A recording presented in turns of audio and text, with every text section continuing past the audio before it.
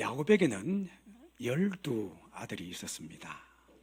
그 가운데 오늘 성경에 등장하는 이 요셉을 야곱이 가장 아끼고 사랑했습니다.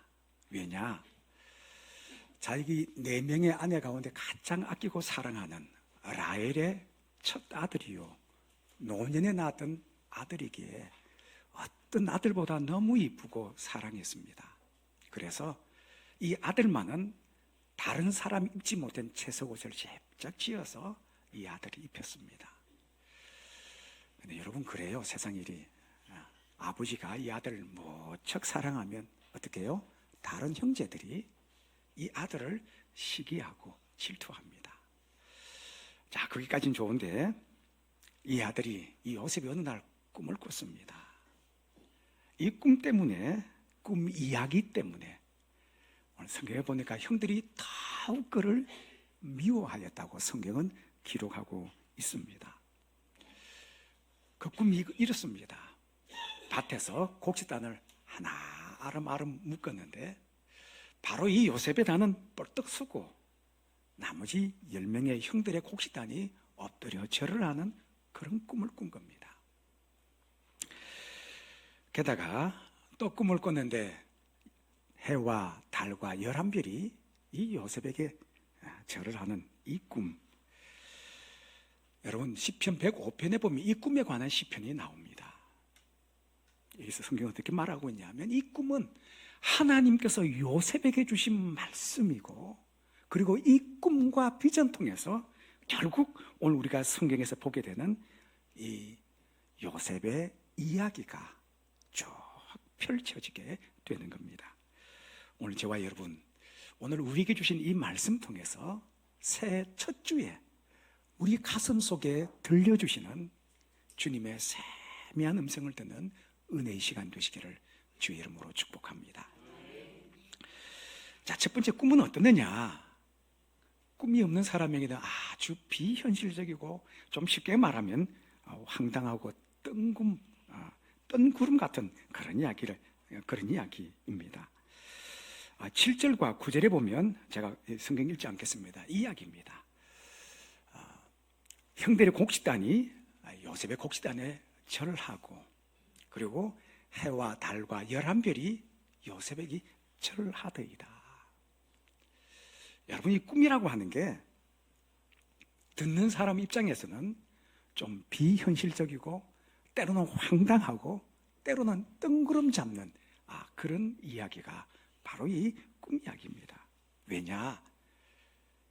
그 당시에는 그런 게 없고요, 불가능하고 다른 사람 보기에 정말 이루어질 수 없는 것 같은 그런 이야기에 많이 거부감을 갖는 게 바로 이 꿈 이야기입니다.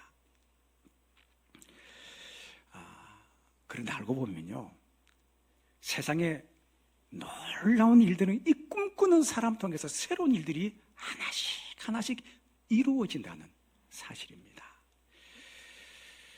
그래서 이 아버지가 이 요셉을 꾸짖습니다. 있을 수 없는 일이잖아요. 어떻게 그 당시, 지금이 아니라 수천 년 전에 그 사건에 그때 아버지와 어머니와 형들이 이 아들에게 엎드려 절을 한다. 있을 수도 없는 거고 상상도 될 수 없는 그런 꿈입니다. 여러분, 사람이 우리에게 꿈 이야기를 하는데, 자기가 가지고 있는 꿈, 품고 있는 꿈 이야기를 하는데, 그게 그 꿈 이야기가 누가 보기에도 고개가 끄덕끄덕 수긍이 가고 이해되고, 그리고 그럴 것 같으면 그건 꿈 아니에요. 그냥 시간이 지나면 저절로 이루어진 건데, 진짜 꿈은 어떤 꿈이냐? 다른 사람 보기에 좀 황당무계하고 전혀 있을 수 없는 그런 꿈을 갖고 있다면 그 꿈은 제대로 지금 갖고 있는 거예요.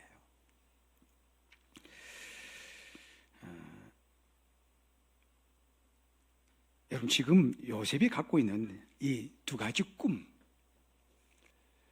나중에 이 형들이 이것으로 인해서 요셉을 더 미워하고, 그리고 아버지가 심지어 이 요셉을 꾸짖기까지 합니다. 왜냐? 너무나 비현실적이거든요. 새 첫 주에 제가 여러분에게 이 질문 드리고 싶습니다. 여러분 혹시 꿈을 갖고 계십니까? 갖고 있다면 어떤 꿈을 갖고 계십니까? 여러분 꿈은요, 나이가 많다고 꿈이 없는 거 아니에요. 나이가 70이 넘어가고 80이 넘어가고 90이 다가가는데도 그 가슴 속에 꿈이 있고 비전이 있고, 만약 그 가슴 속에 다른 사람 가슴 설레게 하는 꿈이 있다면 그는 여전히 젊디 젊은 영혼을 가진 사람 아니겠습니까?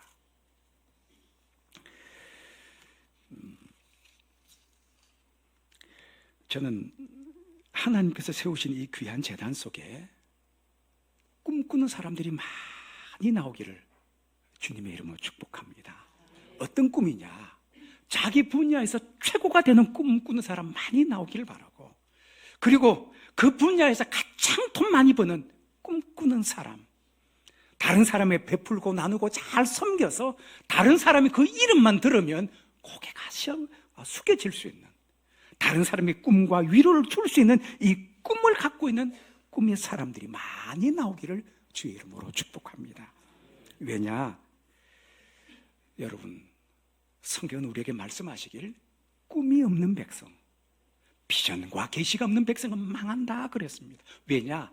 그 가슴 속에 미래에 대한 꿈과 비전과 계시가 없다면 여러분, 그 이미 미래는 희망이 없는 거예요. 그래서 성경은 그것이 없는 백성은 망한다라고 성경은 우리에게 기록하고 있습니다. 제가 좋아하는 한 작가가 있습니다. 이 작가 꿈이 뭐냐? 베스트셀러가 되는 꿈입니다. 여러분 혹시 이 작가 아십니까? 나이 20살에 처음으로 작가가 되기로 꿈을 가지고 글을 쓰기 시작했습니다. 책을 내도 사람들이 관심이 별로 없어요. 그런데 14번째 그가 다락방에서 옥탑방에서 책을 쓰기를 꿈꾸는 다락방이라는 책을 폈습니다. 그리고 이분이 자기 집에서 출근 퇴근하는 이 사무실까지 걸어서 한 30분 걸리는데 매일 걸으면서 기도했다는 거예요. 어떤 기도했느냐? 하나님, 저 베스트셀러 작가가 되게 해주세요. 이 기도가 아니고, 하나님, 저 베스트셀러 작가가 되게 하시니 참 감사합니다. 그러면서 하나님, 내 앞에도 베스트셀러, 내 뒤에도 베스트셀러, 내 오른쪽에도 베스트셀러, 내 왼쪽에도 베스트셀러 책, 내 머리 위에도, 내 발 아래도 베스트셀러 노래를 부르며 중얼중얼거리며 계속 선포하며, 그렇게 30분을 걸어서 출근하고 30분 걸어서 퇴근하고 이것을 계속 선포했다는 거예요. 이 책을 출간한 후에 자기 책상 앞에 그 당시 가장 최고의 베스트셀러 그 책 표지를 딱 붙여놓고, 하나님, 내 책이 이 같은 책이 되게 해주십시오. 그렇게 하나님 앞에 기도했다는 거예요. 책을 출간하고 나서 서서히 조금씩 소문이 나기 시작하더니 이 책이 꿈꾸는 다락방 1, 2권이 나왔는데 이 책으로 250만 부 이상 팔리는 대형 베스트셀러가 된 겁니다.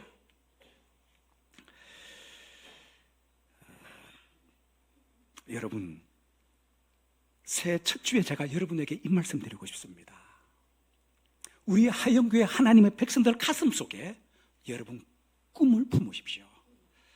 다른 사람 보기에 좀 황당하고 있을 수 없는, 그리고 이루어질 수 없는 그 꿈을 꾸시고 그것을 가슴에 품고 하나님 앞에 기도하십시오. 그러면 우리 재단 안에 꿈꾸는 사람들이 많이 일어나면 이 재단 속에 놀라운 일들이 많이 일어날 줄로 믿습니다. 왜냐? 꿈대로 되거든요.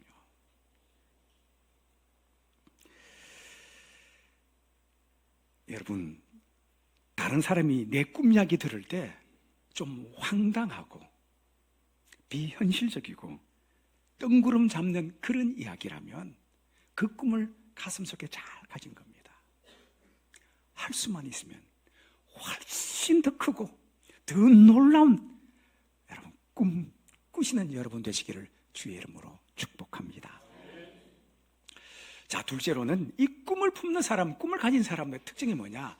다른 사람한테 미움받고요, 시기, 질투의 대상이 됩니다. 오늘 성경 8절에 보면 이렇게 기록하고 있습니다. 8절에 그의 형들이 그에게 이르되 내가 참으로 우리의 왕이 되겠느냐, 참으로 우리를 다스리겠느냐 하고 그의 꿈과 그의 말로 말미암아 그를 더욱 미워하더니. 요셉의 꿈 때문에, 그리고 그 꿈을 이야기하는 그 말 때문에 형들이 평소에도 미워했는데 더욱 미워하더라. 성경은 그렇게 기록하고 있습니다. 여러분 어때요? 왜 사람들은 꿈을 품고 꿈 이야기하는 사람들을 시기하고 질투하고 미워할까요? 이유는 두 가지입니다. 하나는 자기 속에 꿈이 없거든요. 나는 없는데 저 사람 가슴 속에 저게 있으니까 시기하는 마음이, 질투하는 마음이 생기는 거예요. 또 다른 두 번째 이유는 뭐냐? 그 꿈이 이루어질 것 같아서 두렵고, 그래서 그 사람을 시기하고 질투하는 거예요. 근데 여러분, 성공하는 사람의 특징이 뭐냐면 그 꿈을 품고 꿈을 선포하는 가운데 사람들이 시기하고 질투하고 미워하는 그것들을 다 감내하고 그 고난의 터널을 지나고 나면 자기 앞에 펼쳐지는 현실이 그야 가슴 속에 품었던 꿈이 현실되는 거 많이 봅니다. 여러분, 힐러리 자서전을 보면 이런 내용이 나옵니다. 힐러리가 빌 클린턴과 결혼하고 얼마 지나지 않아서 그가 살고 있는 아칸소주의 이 주지사가 되기 위해서 이 부부가 열심히 뜁니다. 근데 바로 곁에 가까이 있었던 조지아주의 주지사였던 지미 카터가 바로 이 빌 클린턴을 돕기 위해 자기 참모 두 사람을 파견해서 이 빌 클린턴을 도와주게 됩니다. 어느 날 이 카터가 이 모임에 잠시 왔다가 빌 클린턴과 힐러리 부부를 만나는데, 그때 자기는 이미 지미 카터가 대통령이 될 사람이란 걸 알았다는 거예요. 왜냐? 만나서 첫 인사가 뭐냐면 안녕하십니까, 나는 미국의 대통령이 될 누구예요? 지미 카터입니다. 그렇게 인사를 하더라는 거예요. 자기가 지금 주지사인데도 사람 만날 때 나는 앞으로 미래 미국의 대통령이 될 지미 카터입니다. 그래 이렇게 저렇게 워크숍을 끝나고 나서 아마 지미 카터가 이 힐러리를 볼 때 다른 사람에 비해서 특별한 사람인지라 마지막 그와 악수하면서 그런 부탁을 하더랍니다. 혹 내게 조언해 줄 거 있다면 한마디 코멘트를 좀 해주십시오. 그런데 힐러리가 이 조지아주의 주지사였던 지미 카터에게 이런 조언을 했다는 거예요. 주지사님, 제가 한마디 드리고 싶습니다. 그리고 했던 말이 뭐냐면, 저 같으면 내가 앞으로 대통령이 되겠다는 이야기를 안 할 것 같아요. 왜냐하면 다른 사람이 시기하고 질투하고 반감 갖는 사람이 꼭 나오기 때문입니다. 그렇게 조언을 했는데도 웃으면서, 여러분 지미 카터 얼굴을 활짝 웃는 모습 알죠?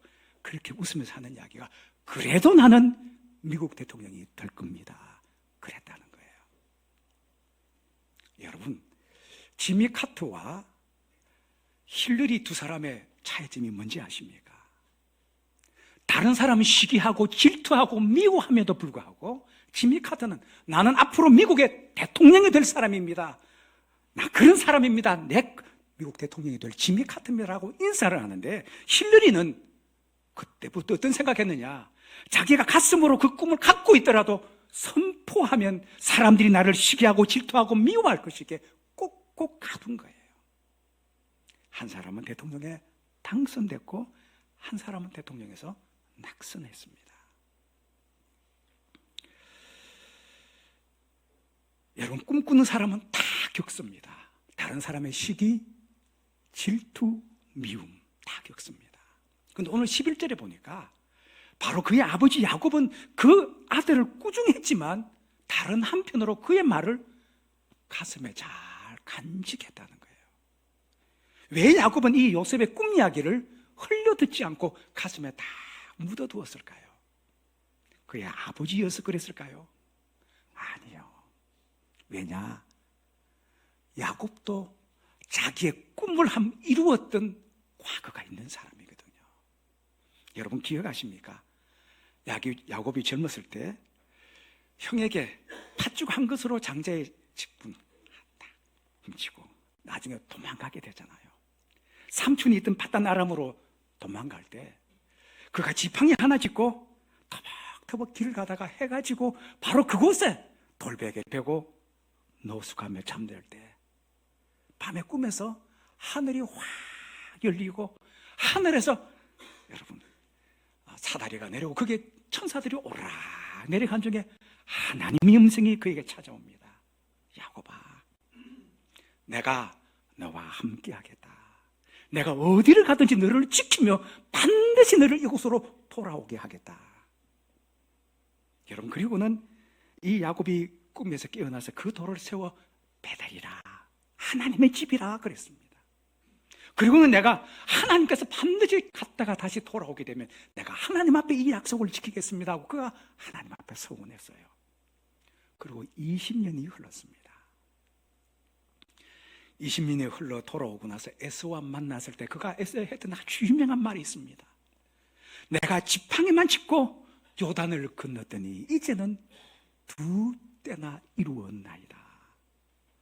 홀몸으로 혈련단식으로 요단을 건넜을 때 지팡이만 짚고 갔는데 이제는 아내가 넷이요 아들이 12이요 2때나 되는 엄청난 목축을 거느리고 나타난 그부가 되는 꿈이 현실이 되었거든요. 여러분, 이 꿈 때문에 내 앞에 시련과 고난이 앞에 있을지라도 꿈을 꾸십시오. 할 수만 있다면 더 큰 꿈을 꾸시고 하나님께서 이 꿈을 들으실 줄 믿고 더 꿈을 가지고 앞으로 나간 우리가 되기를 축복합니다. 마지막 세 번째로 꿈은 반드시 이루어진다는 겁니다. 여러분, 그래서 할 수만 있다면 이 꿈을 입으로 자꾸 선포하십시오. 그리고 여러분 마음으로 이 꿈을 그리시고 상상하고 구체적인 그 모습을 계속 그리십시오. 그리고 조금 지나면 어느 순간 이게 현실인지 꿈인지 구별 안 되는 그런 때가 반드시 옵니다. 그러다 보면 어느 날 그 현실이 네 앞에 펼쳐지는 하나님의 때가 있습니다. 저는 개인적으로 작년 한 해 제 인생에 굉장히 큰 의미가 있는 한 해였습니다. 제 인생 한 번도 경험해 보지 못했던 한 해를 연중 후반부에 이렇게 보냈습니다. 그리고 올해는 아마 제가 보기에 아마 하나님께서 그렇게 하실 겁니다. 작년에 그 꿈의 3배의 축복을 제 앞에 아마 확실히 펼쳐진다고 저는 확신합니다. 제가 여러분들에게 왜 이 꿈을 선포하고 자꾸 상상하고 눈앞으로 그림을 그리라 그러냐, 저는 이 말씀이 좋고 이 말씀을 믿기 때문에 그렇습니다. 하나님께서 우리에게 말씀하십니다. 내 삶을 두고 맹세하노라. 너희 말이 내 귀에 들린 대로 내가 너희에게 반드시 행하리라. 저는 이 말씀 꼭 붙들고 있습니다. 그래서 제가 가지고 있는 꿈을 하나님 앞에 선포하는 이유가 뭐냐면 하나님 이 꿈을 좀 들어주십시오. 그리고 스스로 그가 고백하기를, 자기 스스로 고백하기를, 입술의 열매를 창조하시는 여호와라고 우리에게 말씀하셨기에 그 하나님 앞에 제 꿈을 선포하고 꿈을 꾸고 또 반복하고 선포하면 그 꿈이 반드시 우리 앞에 펼쳐지는 우리 개인들이 될 줄로 믿습니다. 2007년도 골든글로브 시상식에 한 31살의 배우가 연단에 섰습니다. 연단에 서서 주문에서 주섬주섬 꺼내는 아주 낡은 20년 된 조그만 편지지 하나가 나왔습니다. 그리고는 이 배우가 고백합니다. 이것은 제가 11살 때 하나님 앞에 썼던 제 꿈의 제목이고 기도 제목이었습니다. 그리고는 그 안의 내용을 이렇게 읽습니다. 하나님 제발 배우가 되게 해주세요.